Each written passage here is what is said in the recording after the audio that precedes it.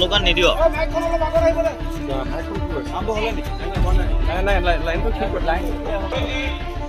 আৰু tribal belt and protection সমিতি উদ্যোগৰ আজি আমি গণ প্ৰতিবাদী কাৰ্যসূচী জনাইছোঁ।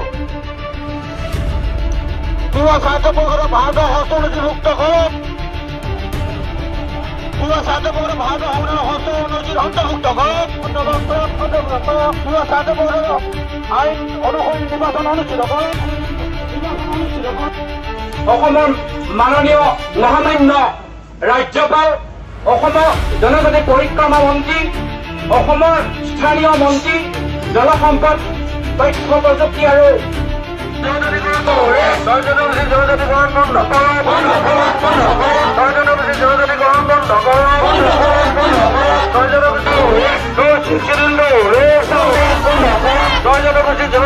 বন্ধ কৰক।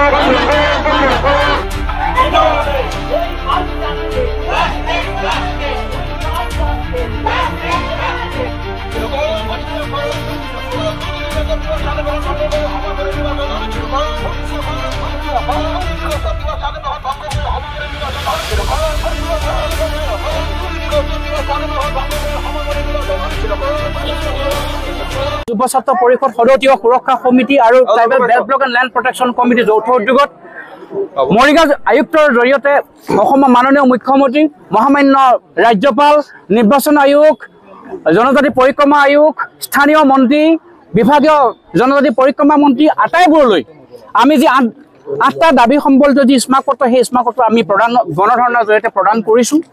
আৰু মূলতে আমি তিৱা সাহিত্য পৰিষদৰ সংক্ৰান্তত তিৱা আমাৰ মিচিংসকলৰ যোৱা যি বিধানসভা বাজেট অধিৱেশন, সেই অধিৱেশনত আমাক কেন্দ্ৰীয় চৰকাৰৰ কেন্দ্ৰীয় গৃহ মন্ত্ৰালয়ৰ তিৱা বা মিচিংক ত্ৰিপাক্ষিক বৈঠক অনুষ্ঠিত কৰাৰ এটা প্ৰতিশ্ৰুতি দিছিল। কিন্তু আজি পুনৰ এটা বছৰ হ'বলৈ গৈ আছে।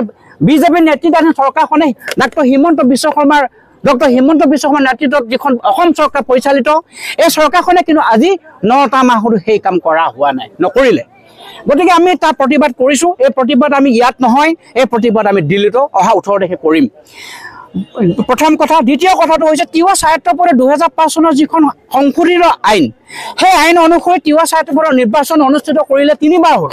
2010, 2015, 2020। 2025 নিৰ্বাচন পাতিবলৈ ডিচেম্বৰ মাহত।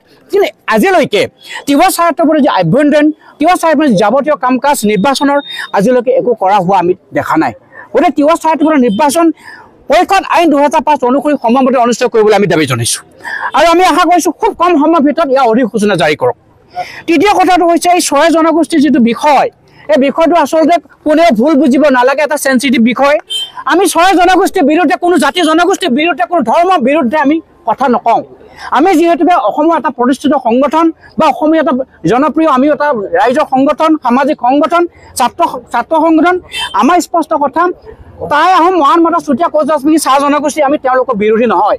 কিন্তু 45 লাখ মানুহৰ ওপৰত 2 কোটি 20 লাখ মানুহ জাপি দিব বিচৰা VP বনোৱা যিটো কৌশল, যিটো প্ৰতিবেদন চৰকাৰৰ, ইয়াক কিন্তু সংশোধন কৰিব লাগিব, যাতে পূৰ্বৰ জনজাতিসকলক কোনো হানি বিঘিনি নহয়। ৰাজনৈতিক অধিকাৰ, শৈক্ষিক অধিকাৰ, ভূমিৰ অধিকাৰ, কোনো অধিকাৰ যাতে সৰ্ব নহয়, শৈক্ষিক অধিকাৰ কোনো অধিকাৰ যাতে সৰ্ব নহয়, তাৰ বাবেহে আমি আমাৰ প্ৰতিবাদ সাব্যস্ত কৰিছোঁ। বানপানী নোহোৱাৰ আগত মথাউৰি মাৰিব লাগিব। গতিকে বানপানী আহিব বুলি আমি শংকিত হৈ আমি মথাউৰি মাৰিব বিচাৰিছোঁ।